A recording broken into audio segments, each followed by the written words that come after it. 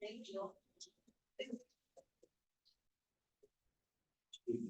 Yeah. He wrote them down, saying, "Hey, take it," saying, just. You know.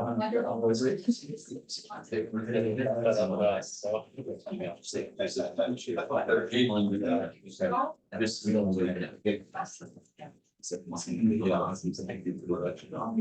Oh, wait. They're saying, oh, over the day. People are just saying that. Something of this kind of place. But it's about.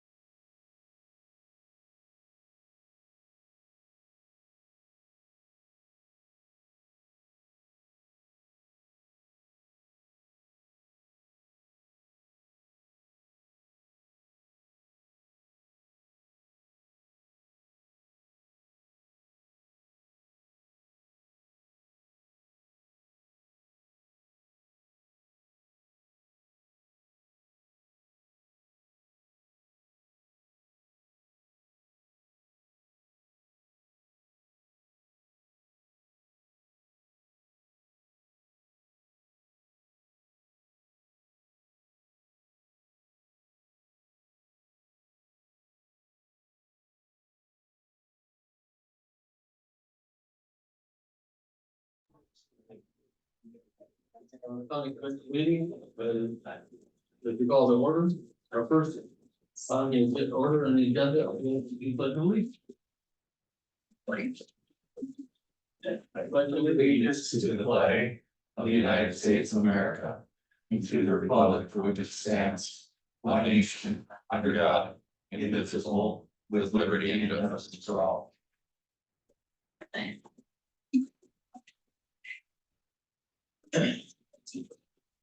So far, we have Commissioner Roth, Rustin, and myself in the room. Commissioner Teach is not able to attend, and I see that Commissioner Hagan has joined us by Zoom.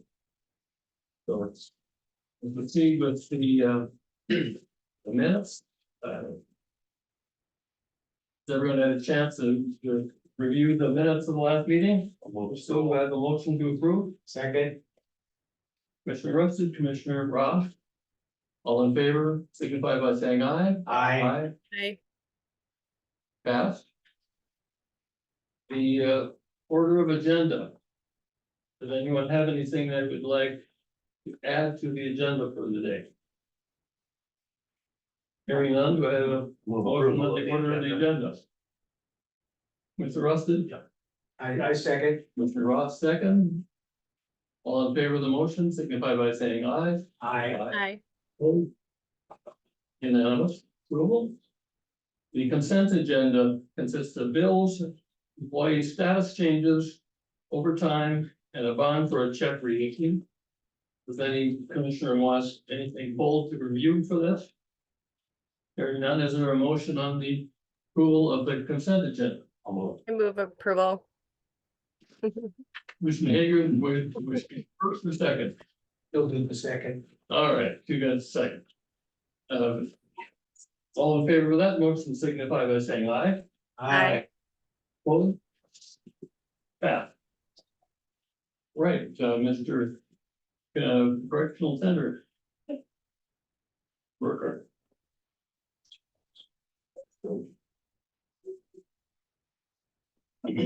Chairman, members of the commission, I believe you have a packet in on your screens, what has been submitted to you, which is inclusive of a contract agreement with Grand Forks County Correctional Center and Sapphire. February 20th of this year, it was approved to move forward with the purchase and configuration of an electronic medical record software program in the amount of $20,000. We have worked on an agreement with Sapphire through extensive work of myself, Sapphire, and in coordination with the state's attorney's office, we've come up with the agreement that's before you. With your approval and the chair's signature, I would like to move forward with this and go to the next step, set up licensing, hosting, and training, and then implementation. I'll move approval with chair's signature. Your second, I'll second. Commissioner Roth, any further discussion? Hearing none, all in favor of the motion, and this has three signatures to it, three parts of it, and that's just all signed by you? All right.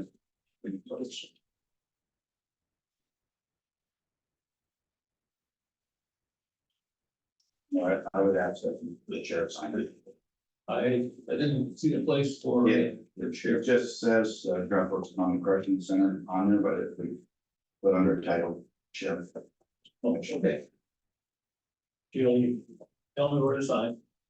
All in favor of the motion, signify by saying aye. Aye. Opposed? That one passed. Second thing I bring to you today is in regard to our federal transport officers. And I will be requesting that they receive a pay differential when working in the capacity of an armed federal transport officer. We have had federal transport officers since September 1st of 2009, when legislation passed allowing us to do so. Since inception, these officers have not received any additional compensation for performing these duties.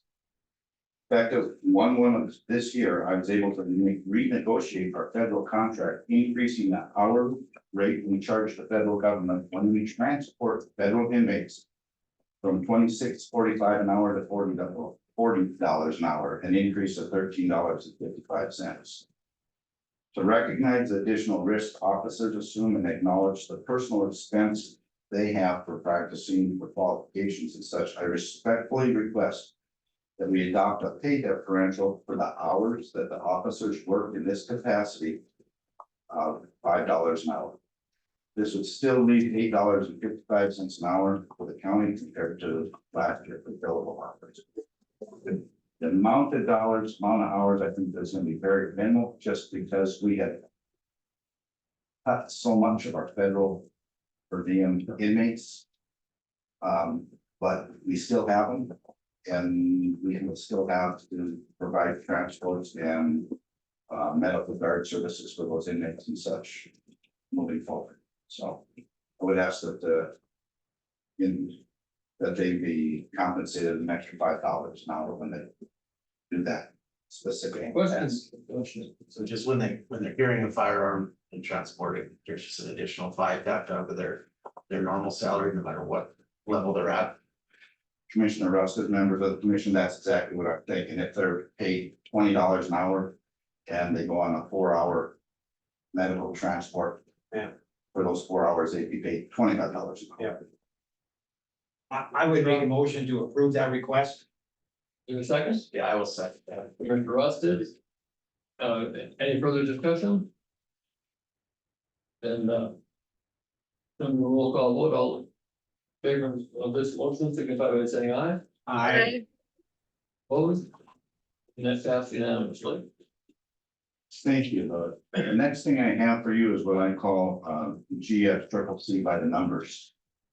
You've been, I sent in a PowerPoint to Ms. Nelson and she has scanned it and you have it in front of you now. And I will say there is a small change in some of the numbers.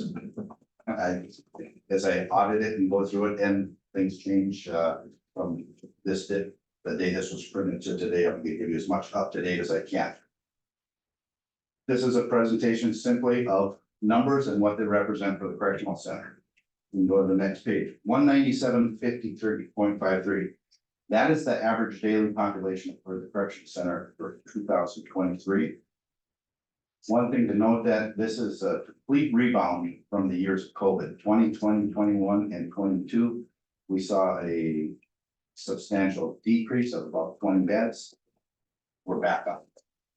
We've seen the trend coming in, the latter part of 22, and it's just continued. The 197.53 is the highest since 2017, and it's the 5th highest average daily population ever. Remember, our functional capacity is 108. Here's where the first error I find.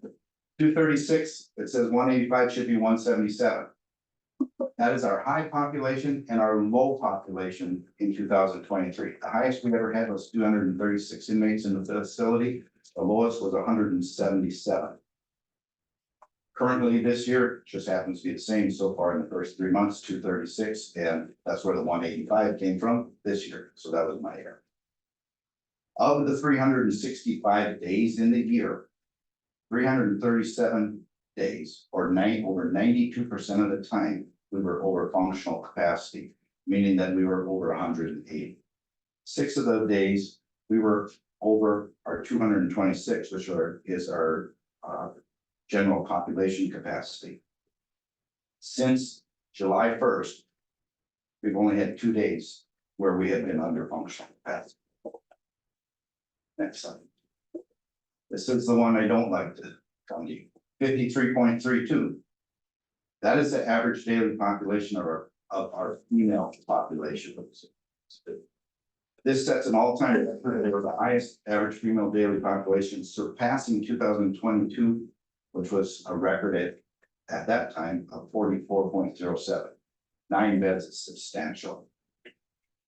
Remember, the functional capacity for our female population is 37. In 2023, we had 0 days below functional capacity. We had 45 days between functional capacity and general population capacity, and 320 days over general population capacity. That's not where we want to see that population. Female population, 26.99. That is a percentage of all the inmates that we hold that are female. In other words, greater than 1 in 4. This again surpasses the record set just last year of 24.58%. Has exceeded 20% or more of our entire population since 2020. And since 2013, when I began tracking this population, has increased by over 80%. 83.9. Sometimes it gets mentioned that we have to take care of our own, not be taking care of the federal government and other people. Well, this is what the 83.9% represents. That's the number of people, or the percentage of people, I should say, that we have held in 2023. We would have no choice holding whatsoever, as they were Grand Forks County inmates. 89.6 now includes those that were mandated to hold. If you recall, Department of Corrections had a deferred sentencing or deferred acceptance of inmates. We held many of them. We didn't have a choice. So for 2023, almost 90% of the individuals that went through those doors, we didn't have a choice. This might be a little bit hard to see, but this is that red line is the trend line. That is what I've been projecting since many years ago. And when I take out COVID, because COVID was an anomaly that hopefully we won't experience again, but as it had an effect really on what you would anticipate as growth. When I take that out and look at what's happening, we are consistently following that trend line and creeping above it. Next, please. So how does that look going forward? If we look at our entire population, this goes back, can't see those small numbers at the bottom there, I think 2013 and forward. That blue line, let me see. No, it's not. It's a green line. The green line represents when construction of the expansion project began, and you can see by that the red line, our trend and our current population, that blue line, light blue on there, are both above the functional capacity substantially. We go up to 2025 and you see that black line at an angle going upward. That's what we would expect our functional capacity to change to once we hit these levels. If you look at the intersection of that trend line and functional capacity line after the construction of this project, you'll see in 2029 the intersection. That's a concern. 20-year bonds were taken out for this project. If we wait for 20 years before anything is done, 2043, if nothing changes, I would expect the population of the correctional center to be 55 people above functional capacity. What? 55 people above functional capacity by the time the bond's paid off. So 10.4%. The percentage of inmates held that were under the jurisdiction of a federal agency. In 2023, we were still doing our best whenever we had the population capacity to hold federal inmates. And we were able to hold 10.4% of our entire population being federal inmates. If you look at that top line, 2024, it's down to 6.3, and as of today, it's down to 6.1. As we've had to reduce our federal inmates even more. But equally comparison, look at the bottom line, that would be in 2017, when federal inmates represented almost a quarter of our population. And remember, that means we got a quarter of them paying to stay there. We've had to forego all that income then because we don't have the capacity. Zero. The number of days, 2023, that the correction center was fully staffed. As I mentioned to you last time, I was up here 2 weeks ago that I hope to be fully staffed on April 1st, and I will say we're not, but we're very close still. Yeah, and my fingers are crossed that we're gonna get there in the next 30 days or more. But right now I think we're down to 2, I believe. Is that correct? How many? 2, 3? It's either 2 or 3, but the number is small compared to what we've dealt with, so I'll go with that, but staffing still that's an issue. 1. This is a good sign. This is the number of Grand Forks County correctional officers that have left employment with the correction center to go to other law enforcement agencies and or the National Guard military. 1 in 2023 is the lowest number we've seen in the last 7-8 years. I can't say specifically what's attributing to this, but I can say thank you for the increase in the officers' pay as of October 1st and January 1st. I think that has a direct effect on it, without question. But as you can see, 1 is much better than 2022, when we had 12, or 6 even in 2020. Yes. $1.1 million. This is a per diem revenue generated by the correction center. And the good thing about this, it exceeds what was projected. So I will say that it exceeds it by over $500,000. So that's good. It's higher than it was in 2022 by almost $250,000, but on the last 7 years, it's still the second lowest per diem income we've been able to generate because we don't have the debt. In 2017, we had an assessment done, and one of the things that came out of that assessment was if we do nothing, expect your income revenue from per diems to fall. The green lines in this graph are exactly what Dave Bostwick presented at that time way back in 2017 and what he projected we would have if we did nothing. The blue lines represent what we've been able to do. I'm happy to say at least we've been pushing the limits to use every bed that we have available to generate income this year. Yeah. And then this year, we were almost $750,000 greater than what was projected. So that's good news. $187,849.38.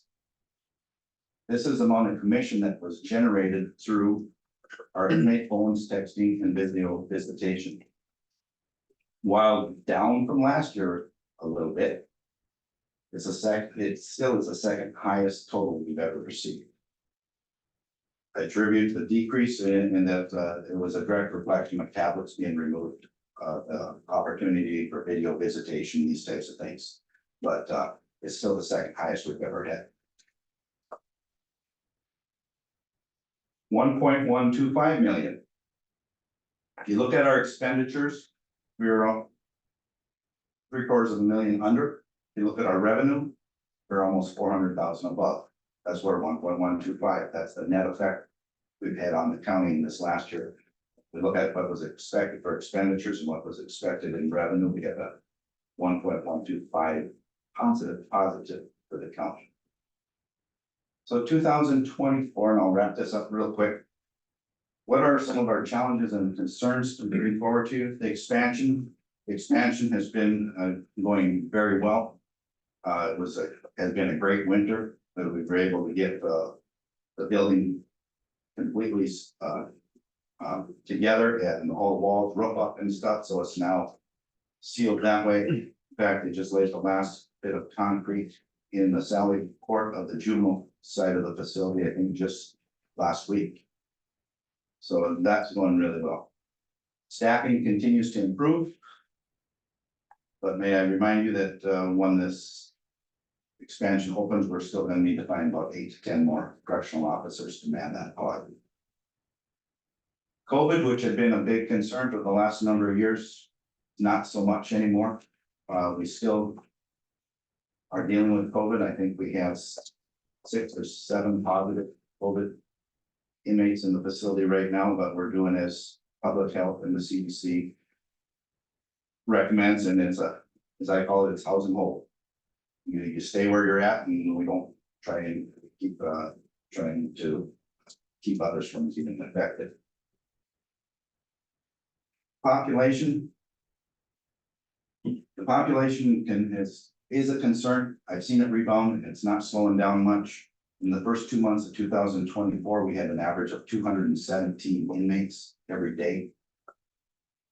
March was a lot better, and our population, after we look at our March numbers, it's just over 202, so that's good. Specific population bed space, we still struggle with females mentally ill, medical isolation, administrative and disciplinary segregation. We simply do not have the space for those needs. So very much looking forward to the expansion opening. And lastly, one of the concerns is the per diems. As I came to you in the last 2 months, and it's approved, we reduced our count of our US Marshals. Cut it in half, so now we're averaging 7 to 8 US Marshals is all for our federal inmates. Whereas about 6 years ago, we averaged about 35 for our federal US Marshals, so that's a substantial difference. And the last thing that I have that isn't on there, just to make you aware, one of the things I track is recidivism.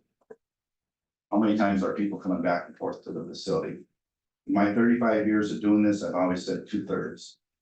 You know, you see 67% of them coming back time and time and time again. In 2016, I looked at that number, it was 68%. 2014, I looked at it, 65%. 2023, one of the concerns I have, 74%. So we have the same people coming in time and time again. And as I've said, we're the end product. Once we get them, we deal with it. But if we're gonna affect the population in the correction center, we need to start before they get to my doors. If we can bring that 74% down to the low 60%, that would be a win without question, and it'll reduce our numbers. That ends this quick presentation. Is there any questions, comments that Questions? Other questions? Mr. Ross, no? Mr. Hagan, any questions? Any questions for Mr. Burkholder? Okay, I've got a couple of them. When the correctional center expansion is finished, will there be at least some point, some period of time where you'll be able to accept more federal prisoners? Commissioner Engen, members of the commission, I sure hope so.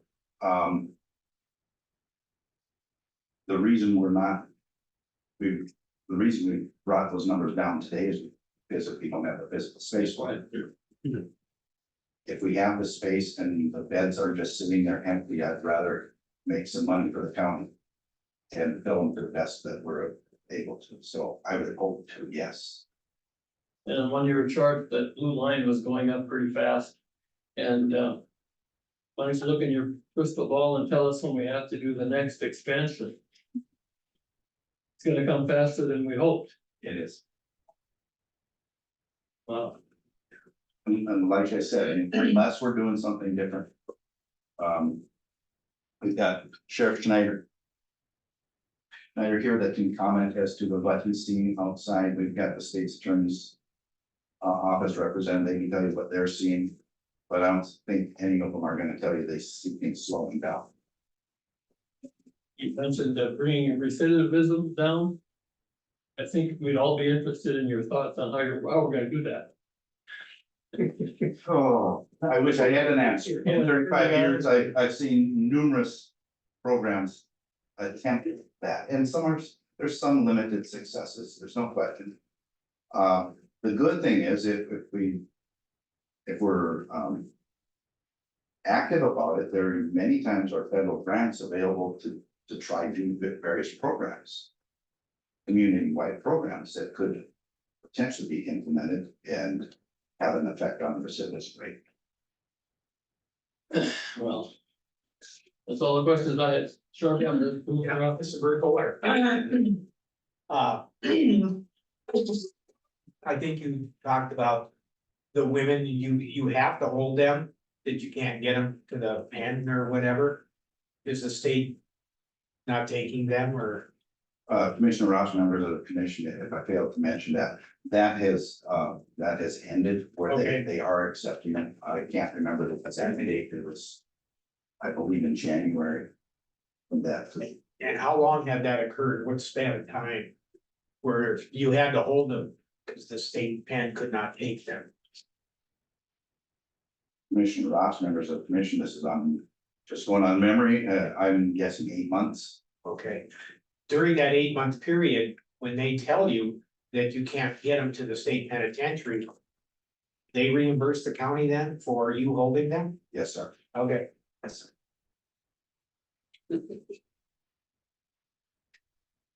Any other questions? Thank you.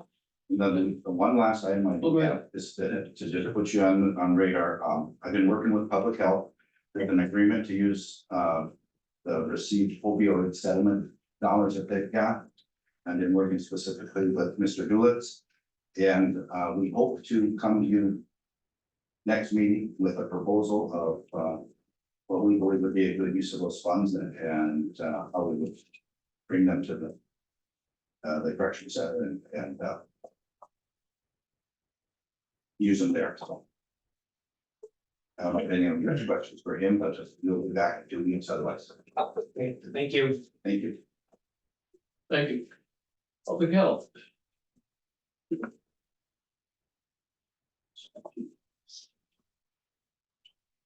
Chairperson Engen and commissioners, good afternoon, and thank you for the opportunity to share about National Public Health Week, which started yesterday, April 1st, through Sunday, April 7th. I'm Pat Schwal, Director of Public Health.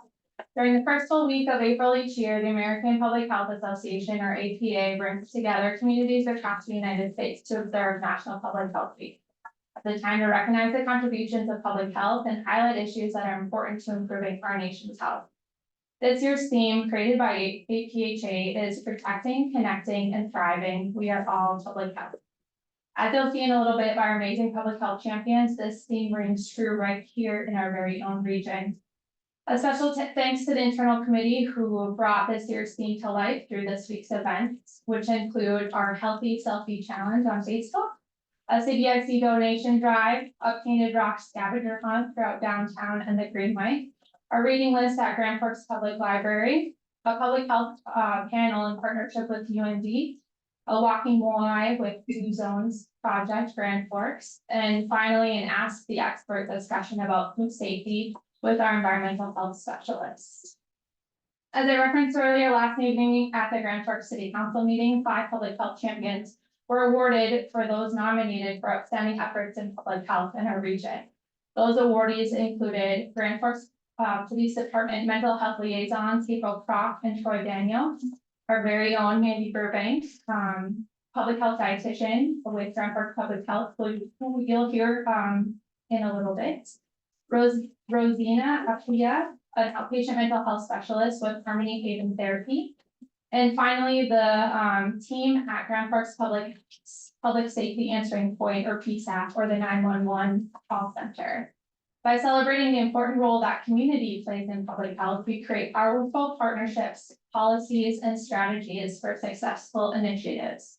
Thank you to everyone who supports Grand Forks' strong community-wide public health system, and most importantly, thank you to the commission for all the work you do to the Grand Forks communities in the county vibrant and healthy. And with that, I can take any questions around National Public Health Week before I turn it over. Any questions? Wonderful. So Mandy Burbank and McKenna Merritt will share a little bit about the annual report related to the county employee wellness program. Good evening, Chairperson Engen and Commissioners. As mentioned, my name is McKenna Merritt, and presenting with me today is Mandy Burbank. We work at Grand Forks Public Health, and together we coordinate the employee wellness program for the city and county. And so today, that's what we're sharing with you today, the 2023 annual report. So I'll begin by just giving an overview of the program and highlighting some events from last year, and Mandy will finish with talking about participation data specifically for county employees. So the mission statement of the employee wellness program is that the policies, systems, and environment will support and provide opportunities to improve and maintain optimal health to all Grand Forks City and county employees. So why wellness programs? So for most of us, we spend the majority of our day and our time at work. And so it's important that we work in an environment that supports health and well-being for employees and all people. And so there's many benefits of worksite wellness programs, and research has shown that effective worksite wellness programs can lead to improved attendance among employees and increased productivity as well. Additionally, as the younger generations enter the workforce, worksite wellness programs are a important benefit to them, and so can help with the recruitment and retention aspects as well. Most importantly, if we are in a working environment that supports healthy behaviors and healthy lifestyles, and employees can maintain a healthy lifestyle, we're going to see lower rates of chronic disease and other health issues, which in then can lead to lower healthcare costs as well. So last year, we offered a total of 2 opportunities and events through the employee wellness program. And these opportunities and events vary from in-person events to virtual events and opportunities that employees can do on their own time. And so county employees can earn up to 4 wellness vacation hours by participating in these events and opportunities that we offer throughout the year. So just a few examples of opportunities that employees can do on their own time outside of work is our monthly physical activity challenge. So if they work out for 30 minutes, a minimum of 30 minutes, 12 times over the course of that month, they can earn that benefit. Other examples of things that they can do on their own is they can enroll and complete tobacco cessation programs. They can enroll and complete a lifestyle change program that's non-health offered through the company's health insurance plan.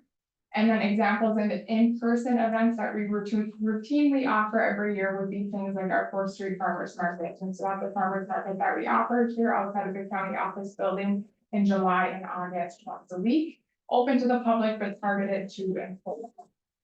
Additionally, we have last year and in the past, we do biometric screenings that we offer, and then annual vaccine clinic as well. We bring in speakers to talk on various wellness and health topics, and these are either in person or a hybrid of both. And then particularly if it's virtual, we do record these and upload it to our wellness blog so employees can access it at their own convenience if they're not able to attend in person. So as I mentioned, a total of 22 opportunities last year, and this was an increase compared to 2022. So many ways that employees can get their benefit, and their incentives that we offer through the wellness program. So last year, looking at how many employees earned that max benefit, there was a total of 33 employees. And again, this was an increase from 2022. There was right around 21 employees that earned that max benefit in 2022. So great to see that more employees are taking advantage of the benefit that's offered through the employee wellness program, participating in the events that we offer. And then I'm going to talk about those last 3 bullet points in a little bit more detail. So you can go to the next slide. So I'm excited to share with everyone that at the end of last year, the county became a Blue Zones Project approved work site. And so if you're not familiar with the Blue Zones Project, it is a community-led health and well-being initiative that's occurring in Grand Forks. And one of their focus areas is within work sites. And so the Blue Zones framework aligns very nicely with our vision and mission of the employee wellness program. So it was an easy task for us to make that decision to go through this process for the county as a work site. And really what this involves is implementing best practices within the work site that is going to promote and support employee health and well-being. And a lot of those best practices were already in place.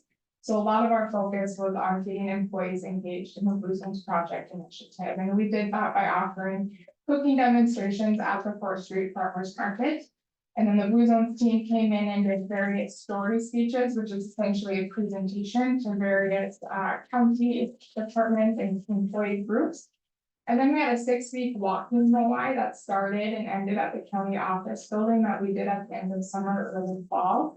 And really what this entails is the walking group. And so 2 days a week for 6 weeks, we met for a 15-minute walk break. So really just intended to get employees out, taking that 15-minute mental and physical break and connecting with colleagues around them. And then lastly, we implemented a volunteer challenge. So a volunteer challenge is a best practice underneath the Blue Zones Project framework. You can go to the next slide, please. And so we implemented this through this process, and this was about through kind of the middle of last year that we started this. And so employees can volunteer outside of work hours, and it's a volunteer minimum of 6 hours. They can get the volunteer hour. And so this was great to see. We had 288 volunteer hours that were submitted for last year, and that was, like I said, just half of the year. This is city and county employees combined, so for that data point. Next slide. And then I just wanted to touch on metabolism testing. This was a new event that we offered last year that had a lot of interest, and so we offered additional days this year, and again, lots of interest. They filled up quickly.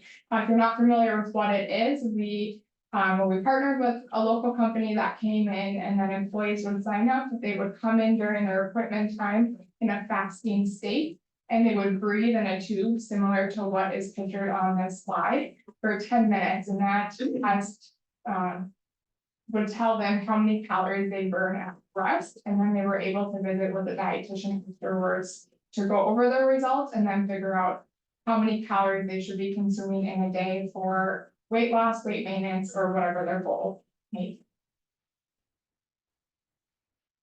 I just wanted to speak on this slide. This is the program participation. So we've been tracking this for many years.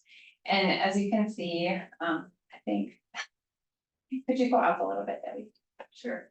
So city employees participating versus non-participating, and then county is on the right. And so you can actually go to the next slide. This kind of gives an overview of the last couple of years and the data. And so as you can see, we're going down a little bit for participation, and that's a variety of different reasons. We really took a dip during COVID. I think it was a great opportunity to look at what we did at the time and how we can improve. And during COVID, one of those things that came out of that is really that we're offering a lot more virtual events and a lot more opportunity for non-traditional employees. So those that don't sit at their desks, so patrol officers, for instance. Just looking at different opportunities for those to have, be able to gain those hours. And so you can see Our goal is about 50%. We fall a little bit short on that, but I'm hopeful that we'll bounce back and we'll continue to see those rates going up. Like, please. This goes into event participation. So our highest events are pretty consistent through the time. The farmers market is really a fan favorite. I can say flu shots, those are really high. Some of the webinars that we offered, mental health was one that was higher as well. Next slide, please. Then what's nice about Blue Cross Blue Shield is they will send us quarterly reports on participation.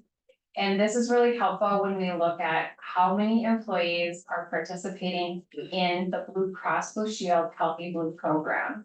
And if you're not familiar with that program, through our insurance here, we're able to participate in their wellness program. And so there's an online database where you can go and read articles, they have challenges. And then there's a monetary benefit that you can get as well. Employees have the ability to earn up to $250 a year by participating in this program. And if their spouse is covered under their plan, that person can earn that amount as well. So it makes for a nice gift card at the end of the year to use, you know, as employees would like. Next slide, please. So we'd just like to open it up for any questions that you might have. Questions? Commissioner Hagan, any questions? Great job. Yeah, I didn't realize all you guys were involved in until you see it on a chart. It's been hard to keep up with. Thank you. So that's a great report. Thank you.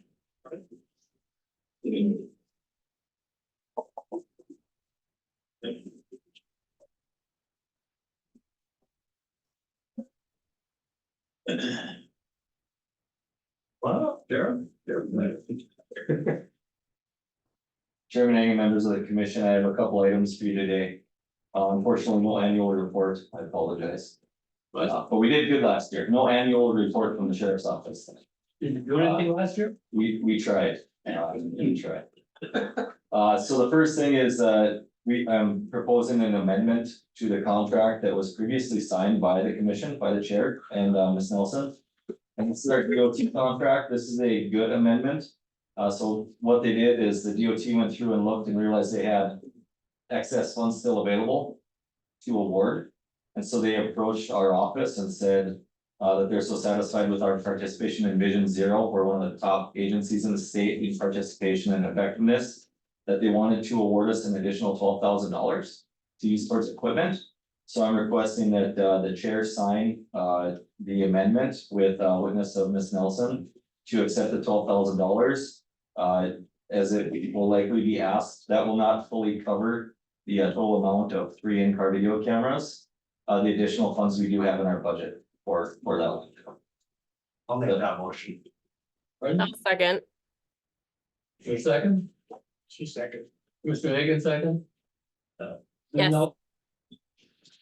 We were talking earlier about how this might work. Can you explain where? Mr. Chairman, that's the next one. Okay, so- That's what I'm talking about. This one is an electronic signature by the chair. All right. Isn't it? Electronic, I think it's just paper. You might have an electronic copy. I think, if you've got a paper copy, let me take that, because I was thinking usually they do them electronically. Yeah. All right. Is there any further discussion or questions of the sheriff on this motion? Hearing none, all in favor of the motion, signify by saying aye. I, Yeah, unanimous. All right, the second item I bring before you is a little more confusing. This is regarding updating our digital evidence storage specifically for our body cams. And our in-car cameras, which proved to be extremely valuable, especially in instances like we encountered last Saturday. And the issue that we're running into is we're at maximum capacity with only a 3-year retention period on our videos right now. The current system that we have was purchased back in 2015. So you can imagine anything electronic, the warranty is well spent by this time. But what I'm looking for to simplify the memo that was sent to you is. I'm requesting a motion to amend the sheriff's office line item budget for LE automation. In the amount of $29,400. Where is that going to come from? There's also a note included in here. We've been working with Ms. Alverson in the IT department. And she has budgeted some money to help us with some upgrades. In the letter, she indicated that she would be willing to transfer funds in the amount of $14,650.78 into our LE automation budget. From two different line items that she has been able to cover, or she was allocating for us in different line items that she can put off until next year. So, the two line items she's looking to transfer from is furniture and equipment in the amount of $8,000. And $6,620.78 in network and security. This is much needed. This will help us get to a 10-year data retention period. Plus, the new system will be have warranty. It'll be more recent technology. This is going to save a significant amount of time upgrading to this web-based system compared to the archaic system we're using just in personnel hours. I'm sure if you were curious, you would be mind blown by the amount of time that is spent on going through body cams and dash cams, open record requests, trying to redact information, making sure that we don't have driver's licenses on videos that's being released and whatnot. So this new updated system is going to make that much easier. It should save hours and hours on end for our personnel. So the remaining amount I'm requesting to be transferred from the general fund. Any questions as to how to phrase the motion, because that's gotta come from one of you guys. Yeah, so I guess the language, if possible, would be to amend the sheriff's office line item budget. Do you need me to read that number? 29,400. In the amount of $29,400 in the LE automation. Budget line. So moved. Do they need anything further? Ms. Nelson? I will add the item that he discussed here into the motion. Yeah, we can put that. All right, I'll move the motion. Commissioner Ross did, second by Commissioner Ross. All in favor of the motion, signify by saying aye. I, Passed unanimously. I appreciate it. And just another note, we've been working with dispatch now for, I believe, over a year. They're looking to update their configurated dispatch system. The only we have is just, it is not functional. The statistics aren't always accurate. So they've been working with different vendors. That will end up impacting us. We have to have the configurated dispatch on our end as well. We're working through that and I'll be in touch with you on that in the future, but technology is hard to keep up with, so. I'd like to thank IT for being a key player on this too. Yeah. I appreciate I'd it. like to thank IT. Oh, yeah, that would be Yeah. like our thought on her part, to help her get that work out. And I appreciate her sending the email. I don't think she's here today. so Neither. appreciate it. I have nothing further. Thank you. Thank you. Mr. West, county engineer. Good afternoon. Few things for the board today. First item on the agenda is load limits. I had to think when this topic specifically came up, we need to bring to the board. I don't think we've had a significant discussion on load limits since I've been here. So I tried to write up a little bit of a summary, I got a little bit wordy, but would the board like a little bit of summary on load limits and kind of our historical practice with them, or? Dive right in. Good, yes, let's do it. Dive right in. Go ahead. Okay, so we've been approached by, two businesses. We have, Northfield Oil and Northern Plains Railroad. We do have representatives here in the front row here with us today. That would be able to answer some further questions, but they've approached us about adjusting ton limits so they can get trucks in and out of their business without getting ticketed. Right now, like you can see on the map there, their businesses are circled in the cyan, light blue color. Just about a mile and a half north of the I-29 interchange. And then our ton limit starts at the south end of that red line, which I'll just say by school shop if you're familiar with the area. Which is the nearest intersection on our roads. Which would be just off of a few hundred feet north of where the DOT jurisdiction would end. We've put up a 6-ton limit on that road for many decades. Challenging part is then. It's inefficient and takes all the profit away or ability to run business for Northdale and Northern Plains Railroad. So we've been asked to consider changing that. Now. It's a tough balance. For me, like, usually I do put in a specific requested motion. Well, it's not that simple, I think, and I think it's certainly it's obviously a board decision. And there's a lot of different ways this could go, and I didn't know what to really put in there, so that's why I left that blank. Or as far as the recommended motion, but. So a number of things come to mind is. Obviously, we want to support economic growth, and both these businesses are great for our community. Matter of fact, we had a. Northdale truck in our yard this morning delivering fuel. Since they came to town, we bid our fuel each time, and they've been a little bit since they've come to town the majority of the time, and so we appreciate that. It's great. And both have local business, great for the local economy, paying their local taxes and employing local people, right? Challenging part then is we got a road asset that we're trying to protect. So. I did write up a few different example options, and like one, just leave the restriction as historically posted. That's my least favorite. The other two would be something I think we could consider is, one, we could do an analysis on that 1.5 mile of road. What that entails is we hire a probably Braun Intertech would be the traditional company we'd hire. They go out, they do what's called an FWD, falling weight deflectometer test. Essentially, they drop a hammer on the road and it sensors in and it tells you how strong the road is. And then we can calculate, do a pavement design based on the number of trucks.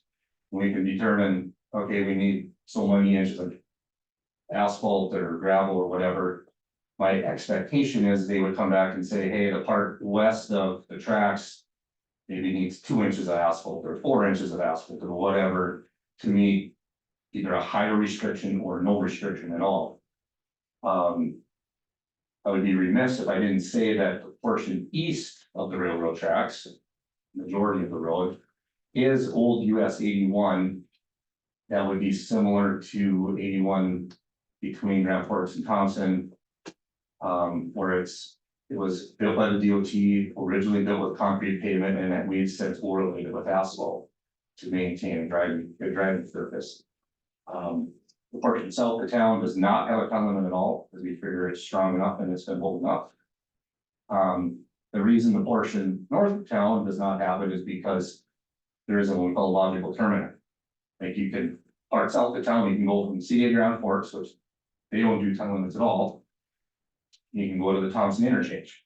So you got that nice loop, and you can serve businesses that way and get traffic into the south end of town. On the north end of town, it just ends at the railroad tracks. So if a truck was coming up, they would go for a mile, great, but it really doesn't do them much good, because once you get to the tracks, then it changes, and so that's where the challenge comes in.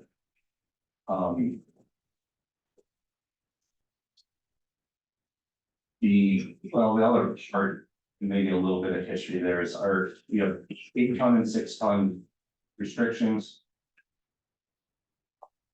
All the 8-ton roads lead to major agricultural businesses, traditionally at grain elevators, is what it mostly is, or major fertilizer facilities, or there is some old feed facilities out there that no longer exist, but and then the rest are 6-ton. And that decision was made many decades ago, and I don't know the background on that, but I know that's the logic behind it. If we did change it, so that way there was a different ton limit to the driveway. I would also be remiss in saying we don't have other examples like that, say Merrifield and then what I call it Powell, but people don't really know it as that, that's. You would think of it, the Buffalo Farm. It's Powell, is what if you look at the railroad sign, that's an old town that used to be there. Back when the railroad was built, but. So we do have examples of stub roads where. Powell, you can go from US 2. For 1 mile, it's 8 ton, and then it's 6 ton after that. That would get to what used to be a big CHS elevator, it's no longer nearly as significant, there is some egg stuff there, but it's kind of a remnant thing that's still out there. The other one is Merrifield, you got 8 ton from Merrifield east to 81. But west of Merrifield, it's 6 ton. So. Which, that's a yearly discussion with farmers west of there, right? How can they haul what I can't? Every year we put up load limits, every year I get phone calls. A lot of them are repeat, but it's always, how long are they gonna be on? And it's restricting the business. So if we were to make a change here, you know, we would need, I think we need good justification. I'll let you guys decide if that's good enough or not, but I do need, definitely need board's backing on it. But I bring up Merrifield and Powell because there are examples of stub roads, so what we could do. Is we could go to school shop and put up a sign saying, you know, 6 ton limit 1 mile ahead. It's possible, I mean, that's what we do in Merrifield and Buffalo, so. Without allowing enough space to get in. Just by extending that up. I don't want a quarter. We'd have to go basically a mile. Of Old 81, and then maybe a 1/4 mile or a 1/3 mile or so west of the railroad tracks. Now, one thing I can say there is. Speed kills, right? Speed kills roads. Faster a truck goes, the more damage it does. Now, in that 1/4 mile, there's no physical way they can get up to speed, because they gotta do a 90-degree turn. Go to railroad tracks, and then they're gonna turn into their driveways, so that is a minor possibility. But. What's the actual ask? Are they asking to have it be 8 or unlimited? You know, it's a great question. Yeah. I guess that wasn't specified. So. Well, interstate's 80,000 pounds, right? So I mean, at least that, and then we do permit for heavier times of year. We just still. Thank you guys. So normally it's 80,000, interstate's 80,000. And but then during the permit, it's higher 10% of 80,000 as well. So. And your name, sir? I'm Scott with Northdale. Yeah, nice to meet you all. Yeah. So say, Dick, okay, so you and I have talked about this Yeah. quite a bit. Yeah. I guess what I would like to do is, and this is just a suggestion. I would like to have it raised at 1/4 mile. The tonnage. And then I would like to have a test up on that entire stretch of road, all the way to County Road 5. And then, County Road 5 also, what's County Road 5 posted at, 6? Correct, yes. Yep, I'd like that tested too. You know, to see, but in the interim. Raise the tonnage on that 1/4 mile Or on 11, say 1.5 mile and a half, yeah. Okay. Yep. Cause we got a lot of industry that's gonna be coming out there.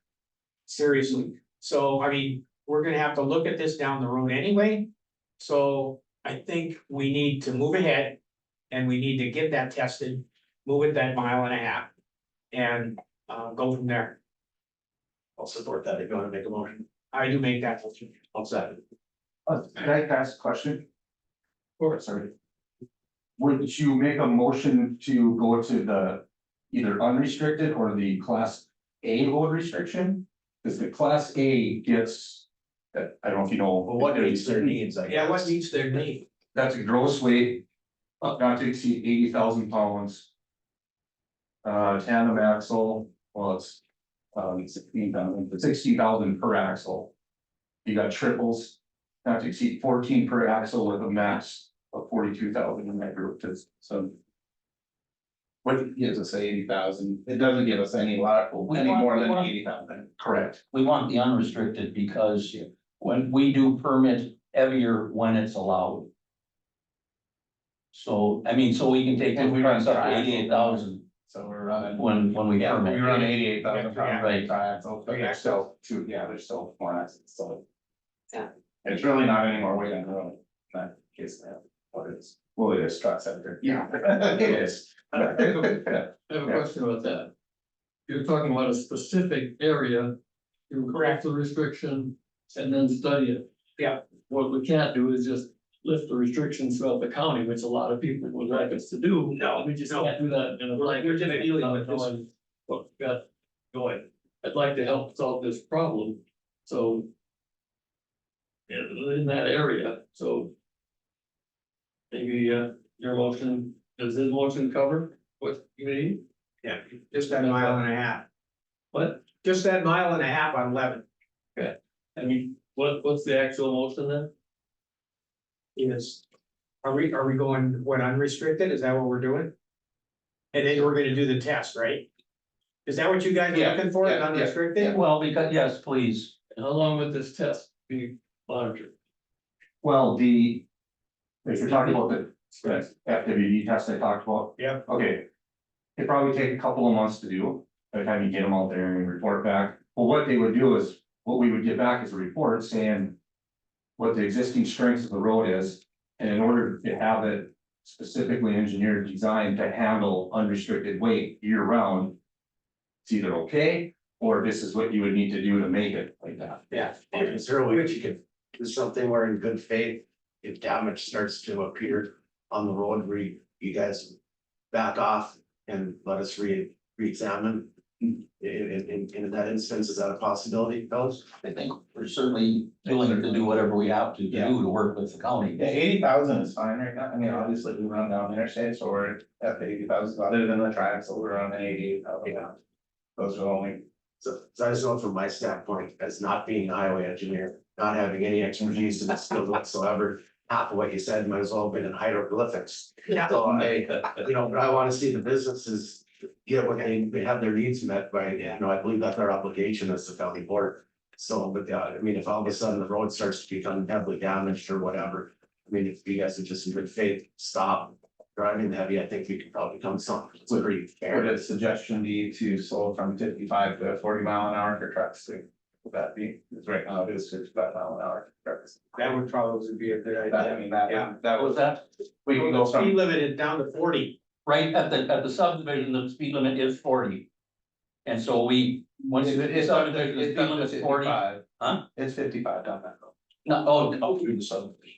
Up to the subdivision. Are you on, which road are you on? We're on the mile and the 80. Okay, That's it's 75. County road it's left. 55 till you get to the subdivision, then it drops to 40. And of course, we would, like said, we would never get back up to 55 once we make the corner, just because we don't have the space to do it. Cause we have to stop, make the corner, stop at the railroad tracks, and then we take a turn in a quarter of a mile. And I mean, with the industry that's coming out there, more than just Northdale, Right, I think we seriously need to look at that. We need to do what we have to do to get the tonnage up on that road. Mhm. And I mean, you gotta go back about 40 years. I used to do weight restrictions up in Marshall County. And I never had a happy farmer of any kind. So I understand tonnage, and what you have to do. But we wanna support business. We wanna do everything we can to help you guys, because it's gonna be more than just you that's gonna be out there, so, well, look at the epitome building right there. yeah. So, Mr. West, are you satisfied with the way the motion is phrased and what you discussed about the speed limits and everything else? Speed limits are great, yes, the challenge with. Well, if we start noticing damage. Yeah, it'd be up to, I suppose, up to the highway department to recognize it and then. Yeah. Coordinate or call and say, hey. Or, notify them and change the signs back or talk to commissioners and coordinate all that. Challenge becomes in who pays for what, and that's always very hard. I got a feeling the road will handle it. It has up to this point. Yeah. But, yeah. Because what happens then is. If they start hauling, well, they're not always the only people hauling on it. So then there are people hauling through, maybe they haul lighter loads or whatever, but there is other product being moved through there. Large tractors that never get pulled over, say for instance, or. So that, It's only the mile and a quarter or a half. the fixing becomes really the challenge part. But yes, no, that. I would. That would be The mile and a half, yeah. Yep. Effective when? When we get done with the motion.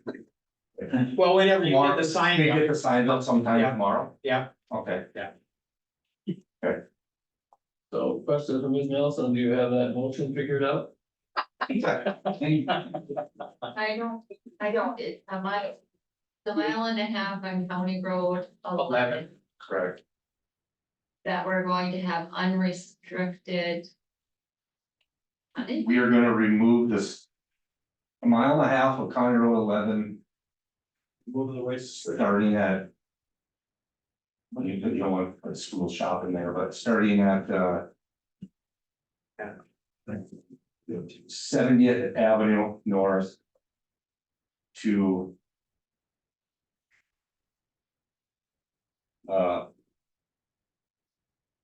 Half mile west of the railroad tracks shall be unrestricted. And a future study conducted. Are we reducing the speed too? Well, Well, I think the Is that- highway department has.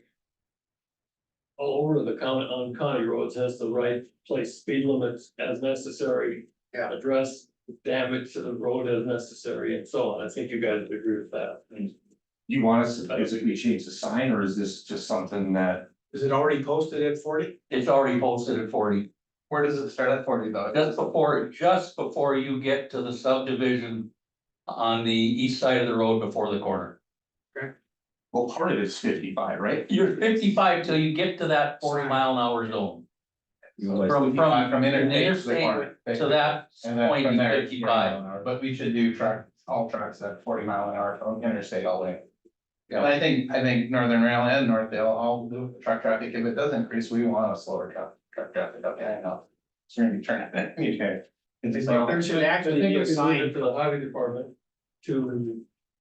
Take a look at what signage might be necessary and. Yeah, It's hard to visualize what you're talking from as we sit here, but if you'll agree to stick and. It's just right over there.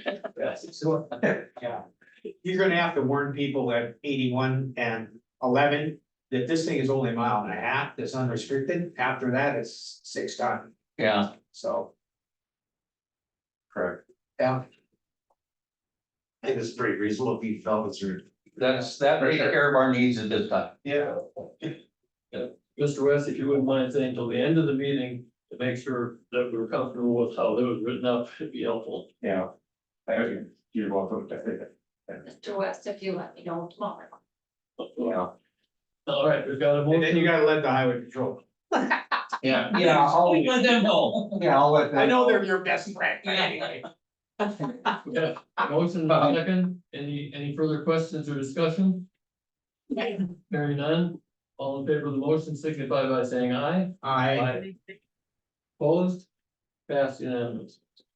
Thank you, guys. Thank you. Just for everybody to Thank you learn for it. doing it. I don't know if we'll get those signs changed tomorrow, I'm just thinking about some staffing, but I'll let that HP know. Our sheriff knows, so. If I let HP know, then they won't write tickets there, right, and that. That's not, probably solve that problem for. That's it. at least a mile and a It half. might take us a couple of days to get the signs changed and. I don't know, we haven't tried to drive a sign posted in the ground yet, I don't know how the frost is, but, I mean, we can get them in, but, You can just stop the HP, we're good for a bit. okay. Well, we can do that. Okay. All right. Let's, go to item B that you have for us. Yes. Which was, oh, the bridge, okay.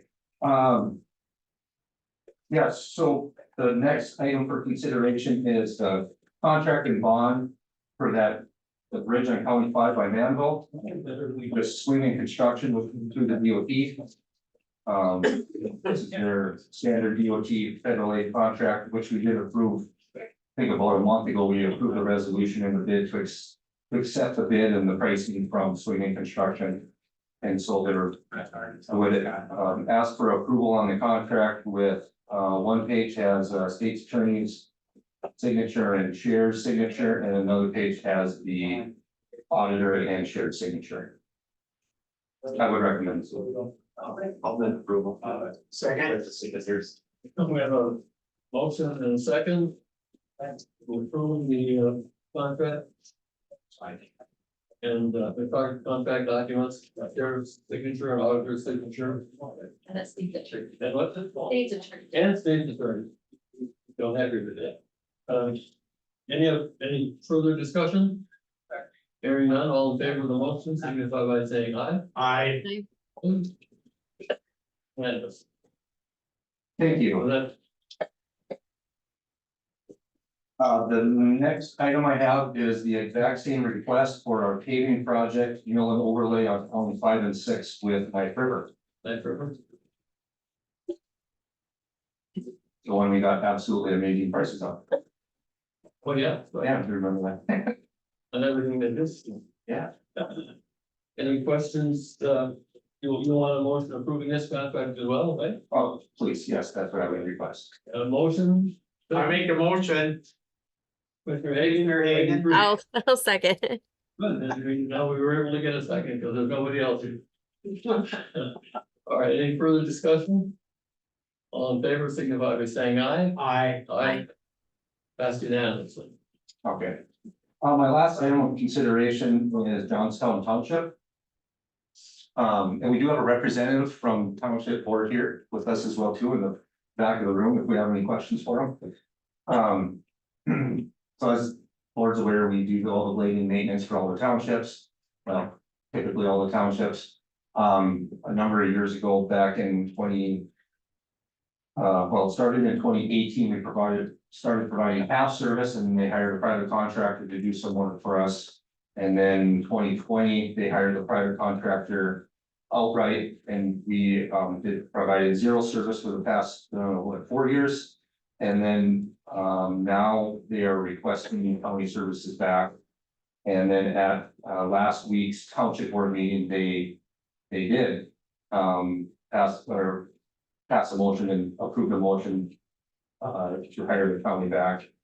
I did provide them with an estimated price based on historical usage in the township and average increases we've seen countywide over the last 4 years. And I prorated it to 11 months because I figure it's gonna take us a couple weeks to get reorganized and whatnot if we do this, because when we lost Johnstown Township, we took 3 or 4 different routes and modified them, so one guy didn't lose 30 miles.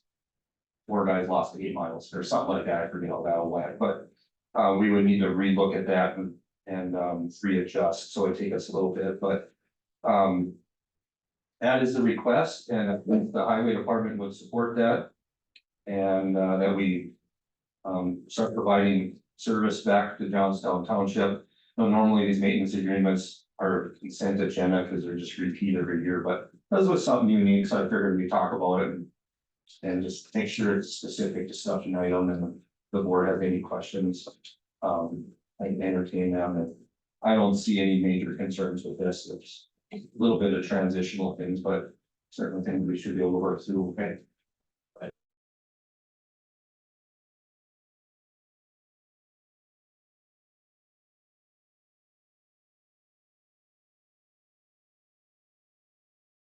Do I have a motion? make a motion to approve. Second. This is motion by Commissioner Roth, second by Commissioner Rusted, to approve the accepting of Johnstown Township's request to have the city provide maintenance. All in favor of the motion, signify by saying aye. I, Passed unanimously. Thank you. That's all I have. Any other further questions? happy signage.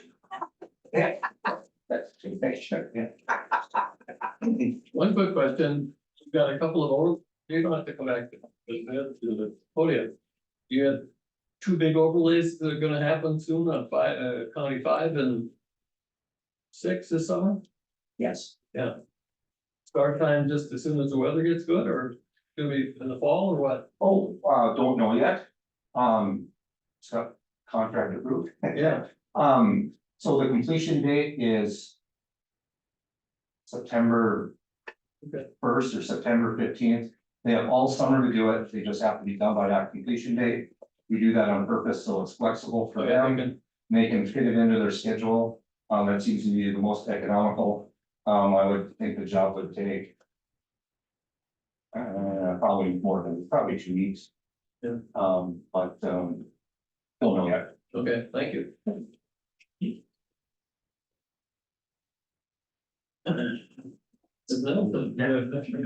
Mr. Chairman, members of the commission, my first item is, your request to approve Alaris Financial as a depository for Bradford County funds to replace BMO, formerly known as Bank of the West. Any questions? No. I make the motion to approve. Second. Mr. Ross, Mr. Rusted, first, motion and second. Any other questions? All right, all in favor of the motion, signify by saying aye. I, Opposed, passed unanimously. The next item is an internal controls policy that, it's the way we're doing things currently. It's just, we've never had it written in a policy before. So I request that this be approved, but there is one change from what is printed here. One sentence that was removed, and I will go to that page, so you can see. The reprinted page Yeah, I 24 did, that I you did handed out reprint the today. page. And And what I did was I removed the fourth sentence from what was scanned in. And it says the printed checks are returned to the state's attorney's office. Yes, that is currently what we do, but I don't know that we're gonna do that next month. So instead of writing a policy that's gonna change next month, we're gonna take that out. Very good. So I request to have a motion to approve the Grand Forks County Internal Control Policy and Procedure. Yeah, So Mr. Rusted, I think. Second. All right. All in favor of that motion, signify by saying aye. I, Passed unanimously. And then polling hours. yes, and the last item is the election day polling hours from 7 AM to 7 PM.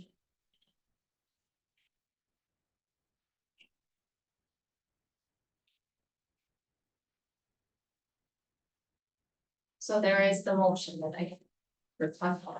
It's a period of. There it is. There it is.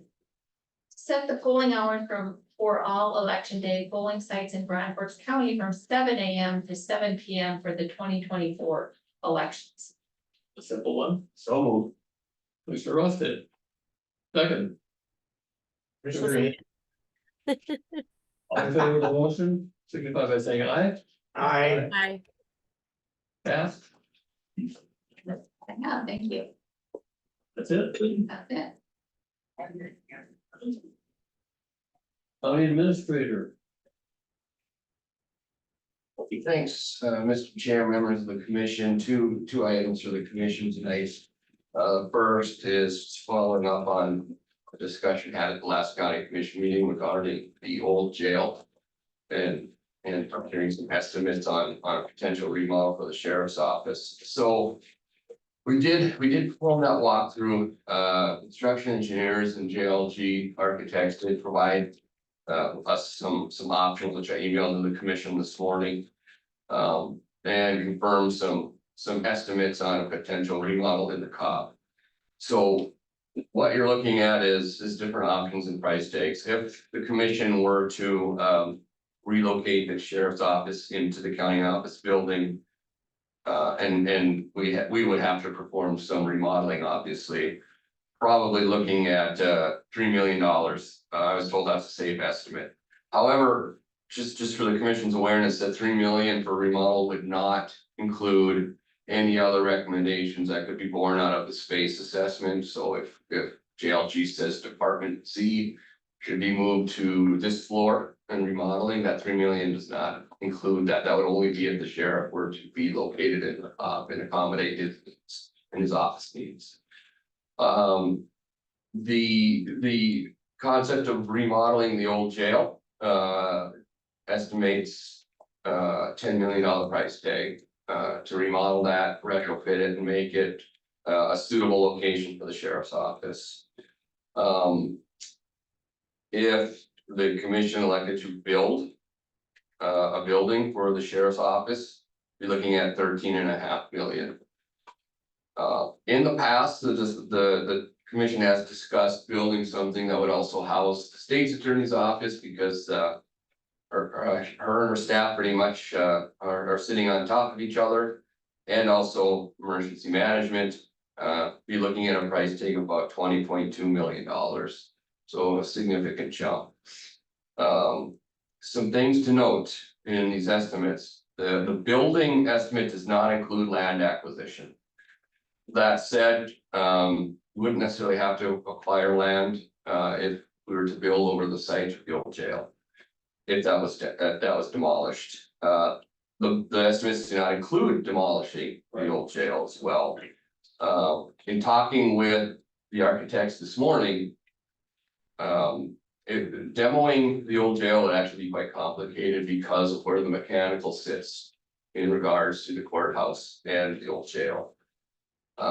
However, these estimates do include soft costs and they do figure in for inflation for up to 4 years, so keep that in mind. In visiting with the engineers and the architects, there is potential to the remodel option.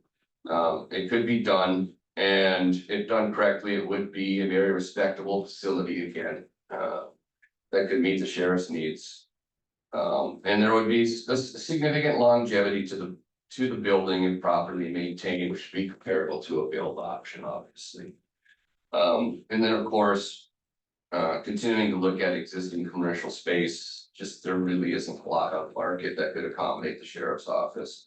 So those are the options that the commission asked me to chase down for this meeting. 3 million for a COB remodel, 10 million for an old jail remodel, 13.5 million to build for the SO only. 20.2 million to build for the SO and SA in the same facility.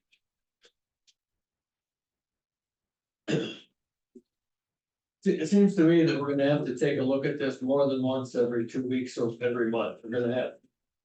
Form a It's gonna committee, take a lot of you study. can sit down with the sheriff included and talk these things out because. We have. The way the street is, there's parking issues over there. All kinds of things, and I think. Remodeling the COB is not the preferred. Method in my view, which is based on a number of things, but the costs are all high. We've also got to talk about how to finance it.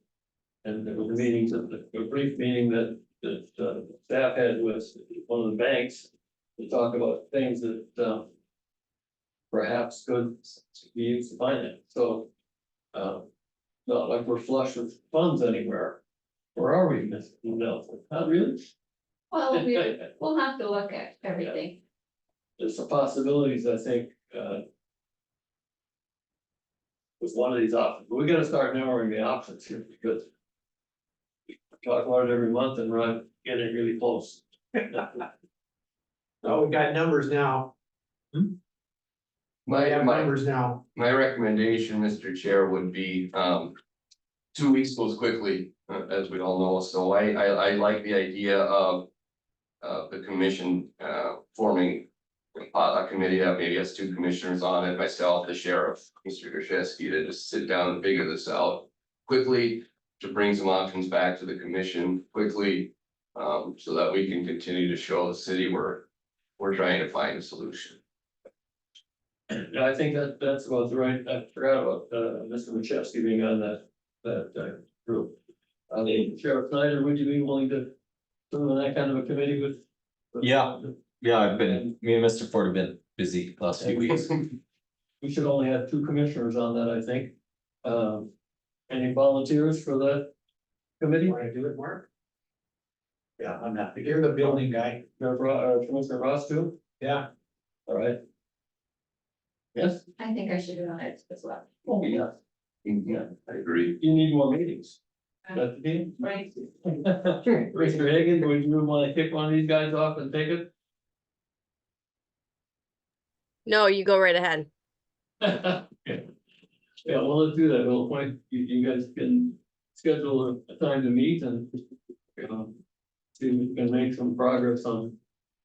Getting it done. We gotta start soon. Yes, so I have, Mr. Chair, I have Commissioners Rusted and Rost, and then Ms. Nelson, the sheriff. Myself, Mr. Krzyzewski, Yes. not to volunteer anything for the state's attorney, but her office has been in on the discussions. Maybe if anything, as legal counsel, but maybe I'll Ex loop her, officio. there you To go, the committee, or if not, it's nothing else. So I'll loop her in as you don't well. have to make her show up every time. Sounds good, we'll get that Okay, started. let's get started. Okay. Mr. Ford? Yes, sir. Any thought or discussion, about a potential public-private partnership as an option? Yes, Sometimes for financing, that is a helpful solution. I mean, it's not always a deal, but you know, in the financial situation, find ourselves in it. Who knows?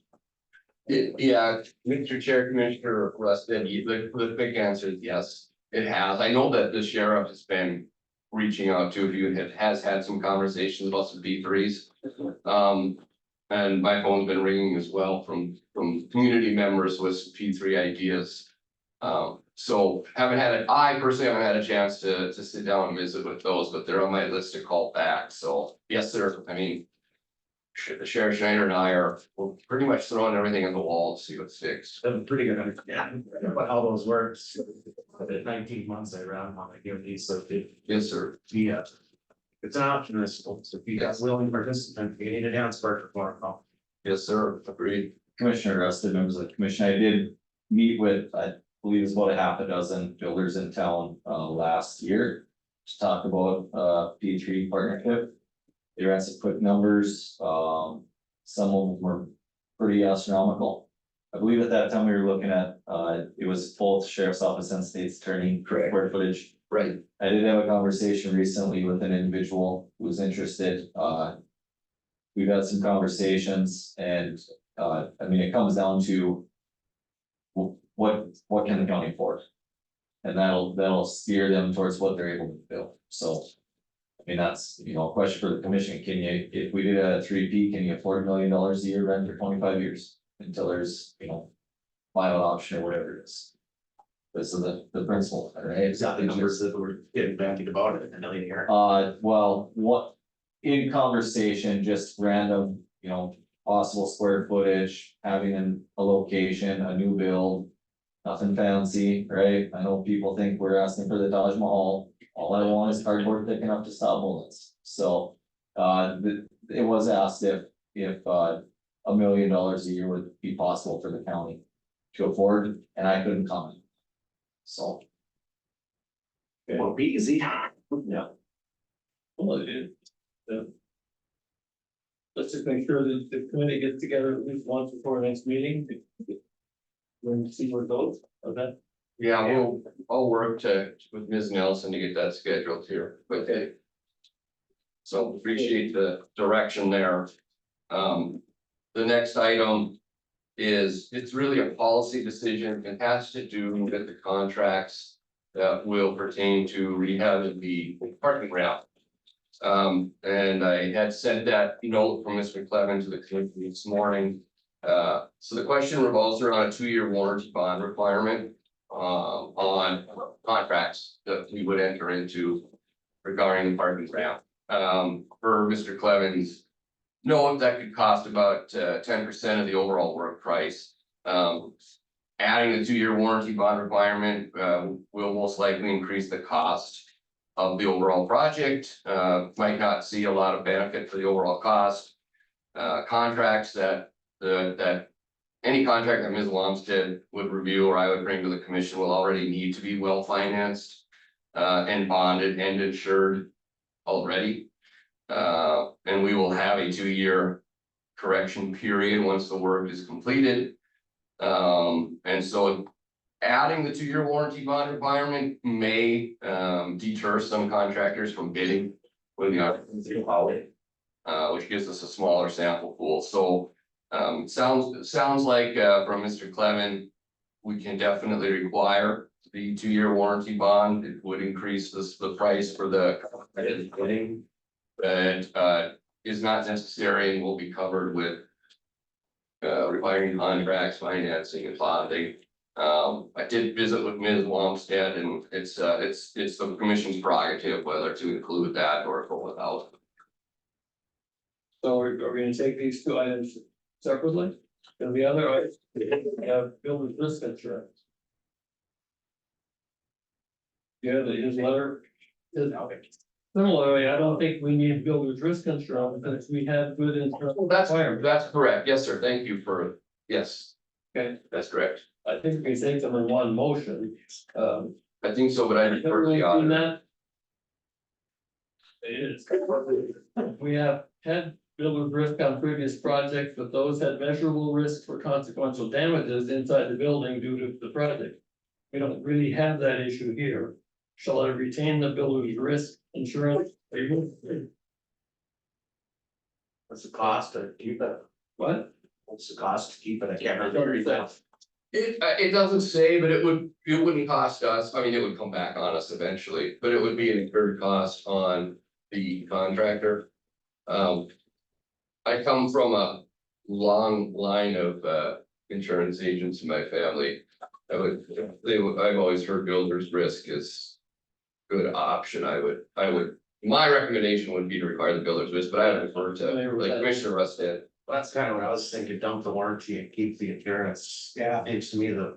Yeah. Most financially prudent decision. We should have two motions on for motion. Yeah, so let's have a motion on removing it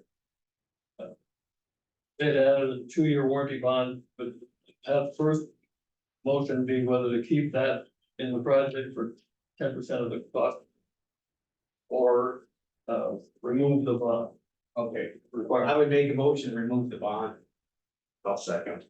Second by Commissioner Ross, Commissioner Ross did. Any further discussion on that topic? Hearing none, all in favor of the motion signify by saying aye. I, Passed unanimously. And then the other one then, from the discussion, it sounds like it perhaps is a good idea to retain the business builder's risk insurance. So if that's the case, we don't really need a motion to it. No, you would not, because it's gonna be in. Part of it already. Right, right. Is that the consensus of the board? All right, so we're done with that topic. And omit the 2-year warranty bond requirement. I'll let Mr. Clement know. Yes. Okay, that's all I have.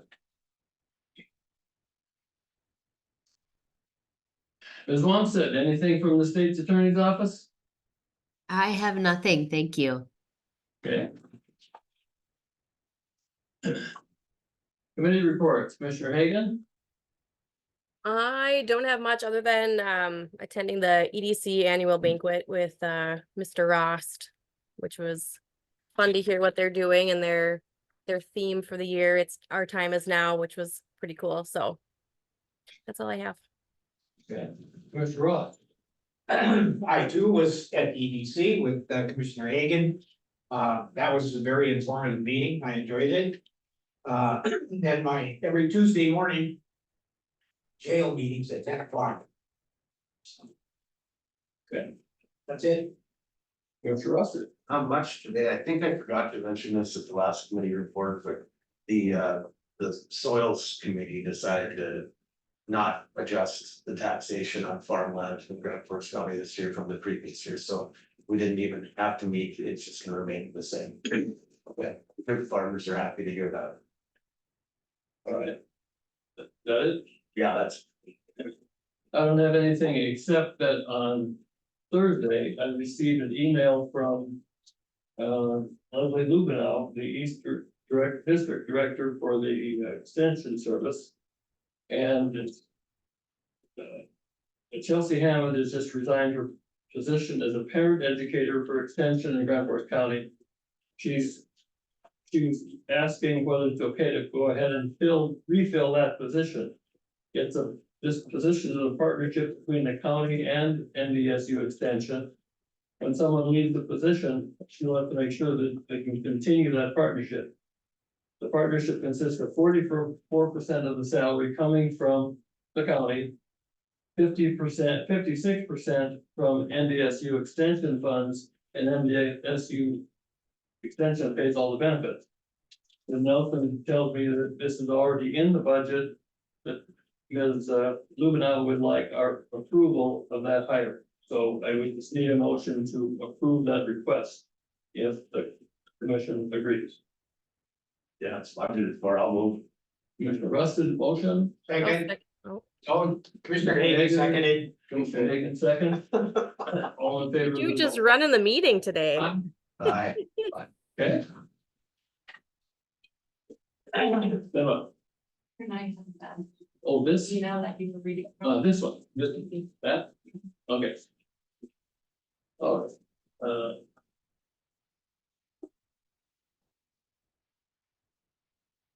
unfinished or new business, anything?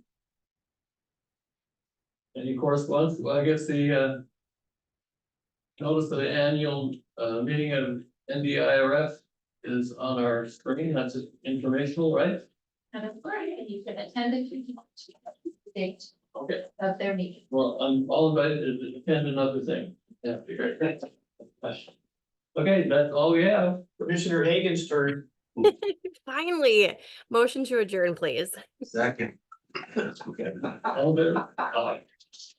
We're adjourned. Go ahead, Andy.